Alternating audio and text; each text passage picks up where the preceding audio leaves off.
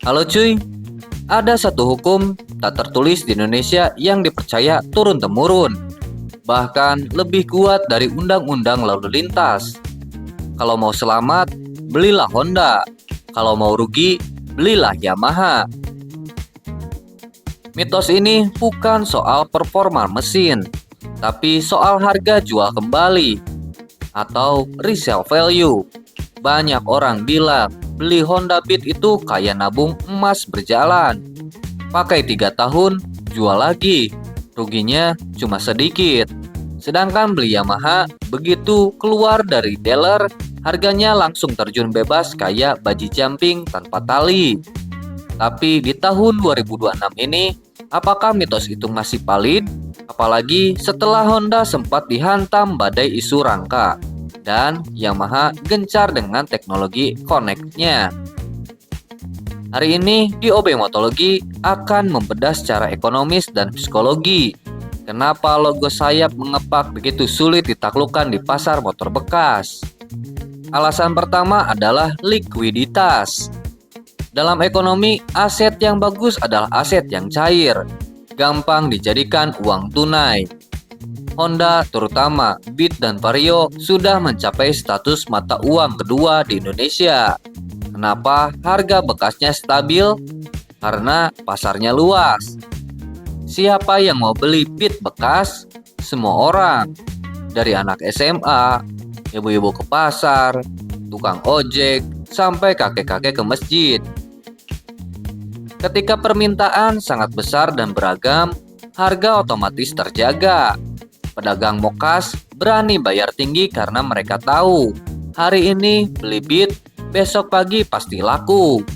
Bandingkan dengan Yamaha, misalnya Mio M3 atau Gear 125.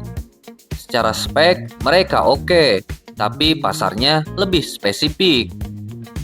Anak muda mungkin suka, tapi bapak-bapak konservatif belum tentu. Pedagang mokas cenderung menawarkan harga Yamaha lebih rendah karena resiko barang mati di showroom lebih lama. Ini adalah biaya resiko yang dibebankan kepada Anda saat menjual motor. Honda punya filosofi desain timeless dan netral.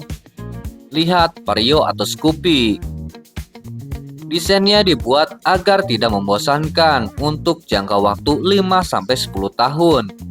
Desain yang aman ini membuat motor Honda usia 5 tahun masih terlihat relevan dan masuk di selera semua orang. Yamaha, mereka agresif. Lihat Aerox, X-Raid, atau motorsport mereka. Keren memang saat baru rilis, tapi desain yang terlalu agresif punya kelemahan fatal. Begitu tren berubah sedikit saja, motor Yamaha langsung terlihat ketinggalan zaman atau norak. Di pasar bekas, desain yang aman selalu menang harga dibanding desain yang aneh. Faktor ketiga adalah mindset bengkel. Ada mitos spare part Honda murah dan ada di mana-mana. Faktanya, spare part original Honda atau AHM itu harganya bersaing. Kadang malah lebih mahal dari Yamaha genuine part. Tapi ketersediaan spare part KW atau aftermarket untuk Honda itu gila-gilaan. Anda bisa beli kampas rem Beat di warung kelontongan sebelah Indomie. Ketersediaan barang KW inilah yang membuat masyarakat bawah merasa tenang. Mereka tahu kalau motor rusak, perbaikannya murah. Pakai yang KW. Hehe. Sedangkan Yamaha, komponennya seringkali spesifik. Teknologi seperti diasil silinder dan forged piston itu canggih dan awet. Tapi kalau rusak, harus ganti satu set dan tidak bisa dikorter atau dibubut sembarangan. Bengkel pinggir jalan sering takut pegang Yamaha karena takut salah. Ketakutan inilah yang menurunkan harga jual. Tapi tunggu dulu, teori ini tidak berlaku mutlak. Ada momen di mana Yamaha justru membantai Honda di harga bekas. Lihat Yamaha NMAX, harga bekasnya sangat stabil, bahkan untuk tahun tua atau old NMAX. Kenapa? Karena brandingnya sudah sekuat Honda. NMAX sudah jadi standar motor touring rakyat. Lihat juga RE King atau F1 ZR. Harga bekasnya digoreng sampai tidak masuk akal, jauh meninggalkan Honda GL Pro atau Supra di zamannya. Jadi, Yamaha bisa punya harga bagus, asalkan motor tersebut punya clutch status atau komunitas fanatik, atau menjadi yang tak tergantikan. Banyak yang tanya, "Bang, bukannya kasus rangka esap bikin harga Honda hancur?" Jawabannya, di tahun 2026 ini hanya sementara. Pasar Indonesia itu pemaaf dan pelupa. Honda merespon dengan garansi 5 tahun dan perbaikan kualitas. Jaringan after sales Honda yang harus kita akui paling rapi dan masif di Indonesia. Berhasil mengembalikan kepercayaan itu dengan cepat. Kekuatan network inilah yang menyelamatkan Honda dari kehancuran harga. Justru, ancaman harga jual Honda ke depan bukan lagi Yamaha, tapi motor listrik.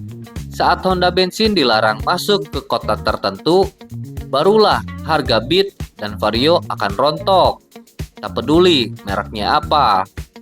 Kesimpulannya, kenapa Honda sulit turun harga? Bukan karena mesinnya paling awet.